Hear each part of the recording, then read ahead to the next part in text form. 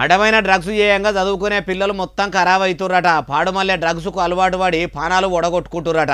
అందుకే ప్రతి ఒక్కరు డ్రగ్స్ మీద పోరాటం చేయాలని డీజీపీ సివి ఆనంద్ సార్ అనుకొచ్చిండు. తెలంగాణ పోలీసుల పట్ల ఏడ చెప్పిండే బాలన్న అంటారా ఈ గొయ్యిడ. హైదరాబాద్ పట్టణంలో పెట్టిన యాంటీ డ్రగ్స్ అవేర్నెస్ కార్యంకు పెద్ద ముత్తైదువుగా హాజరుపడ్డ తెలంగాణ పోలీసుల పెబ్బ సివి ఆనంద్ సార్ ఏమన్నాడంటే, డ్రగ్స్ అనేది ఇప్పుడు టెర్రరిజం మావోయిజం కంటే ఘోరాతి ఘోరంగా తయారైంది. ఇప్పుడు ఈ డ్రగ్స్ అనేది ఇంటింటికి వాకుకుంటా పాకుకుంటా పోతుంది.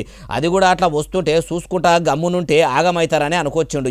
ప్రతి ఇంట్లో చేరే ఒక సమస్య మనకు వచ్చింది. ఇప్పుడు అది మాదక ద్రవ్యాల గురించి చిన్న పిల్లలు కూడా అలవాటు పడుతున్నారు. ఇప్పుడు మనం అందరం కూడా చాలా అప్రమత్తంగా ఉండే అవసరం ఉంది. ఎవరైతే దీనికి బానిసలు అవుతారో వారి పరిస్థితి చూస్తే ఎవరు కూడా దాన్ని ఊహించలేరు.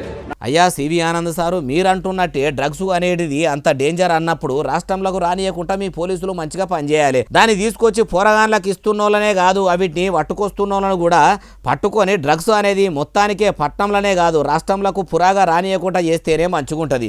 ఈ ముచ్చటంతా మీకు తెలియంది కాదు, యాడ్ చేస్తున్నాం అంతే. ఇంకో ముచ్చట ఏంటంటే పోలీసులే కాకుండా ఈ డ్రగ్స్ను పట్టించుట్ల ప్రజలు కూడా పాలు పంచుకుంటే ఆ పాడుమల్లె డ్రగ్స్ మహమ్మారిని కొన్ని దినాలనే ఏం లేకుండా చేయొచ్చు అంటుర్రు ఈ ముచ్చటిన్నోళ్ళు.